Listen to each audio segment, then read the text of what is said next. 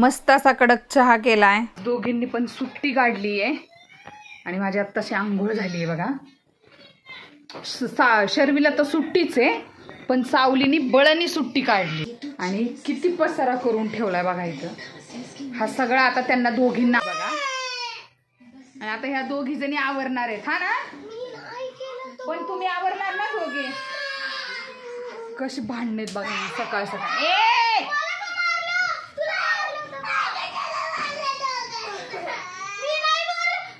अगं तू नीट बस ना, तिला डोका पडला तिचा. कशी भांडणं ती. शाळेत गेलेल्या परवडतात ह्या पोरी. अंड्याची चटणी करून घेतली आणि चपात्या केल्यात आज नुसत्या. मला जायचं होतं बाहेर कामानिमित्त, त्यामुळे मी पटापट स्वतः रेडी होऊन घेतलं. छान असं परफ्यूम मारून घेतला. केस ओलेच होते आणि ओलेमध्येच मी केस विंचरते. त्यानंतर छानशी अशी लिपस्टिक लावली. सगळ्यात महत्त्वाची म्हणजे पॉन्ड्स पावडर लावून घेतली. शक्यतो कधी कधी नाही आवडत मला मेकअप वगैरे करायला. कधीतरी असं ओकेजन असेल काही तरच मी मेकअप करते.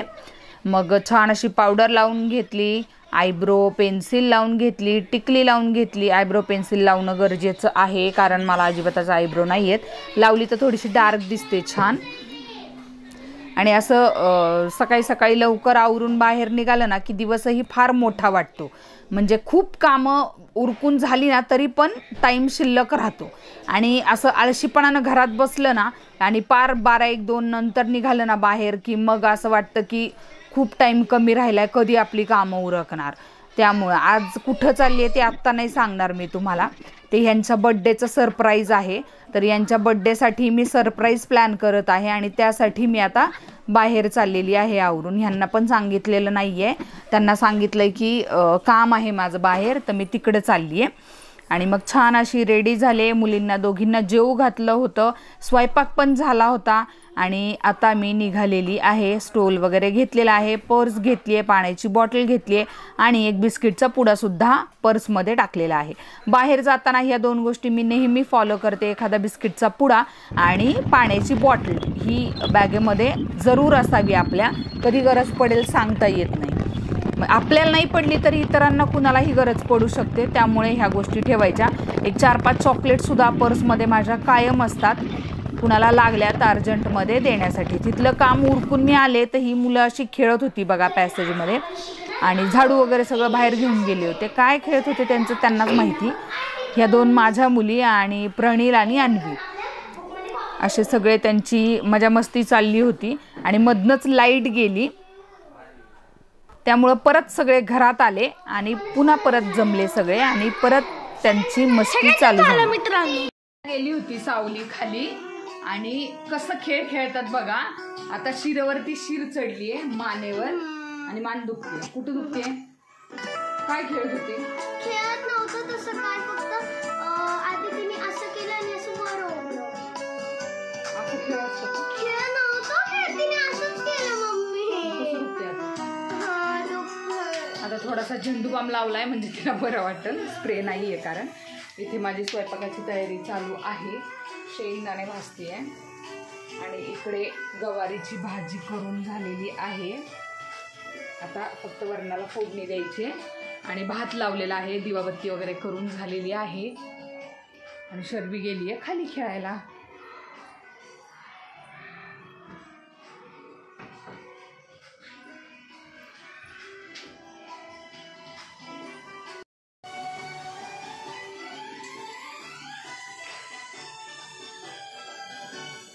आता थोड्या वेळाने जेवायला बसायचं आहे आम्हाला. जेवणं वगैरे झाली आमची. त्यानंतर शर्वीची बघा ही काय मस्ती चालली आहे.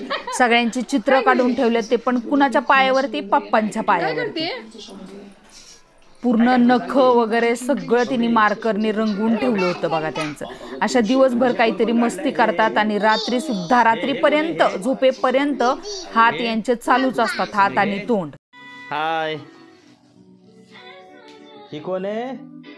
सावली दीदी. ही सावली दीदी हे. आणि ही कोण आहे? आणि मम्मा कुठं आहे? काढती का? काढा. सुकून से मुलाकात कब होती है? जब गुनगुनाती बारिश हो जमीनी पार करने लगा थे वो। सुकून के हर पहलू से कीजिए मुलाकात हिंदवेयर के साथ। हिंदवेयर, डिजाइन फॉर सुकून। आज सुबह मैंने एक चीज ऑब्जर्व की। क्या? फरहाना डांस कैसे करती है, ये देख। कोई गाना हो। एक राउंड में मारती है, एक राउंड में मारती है।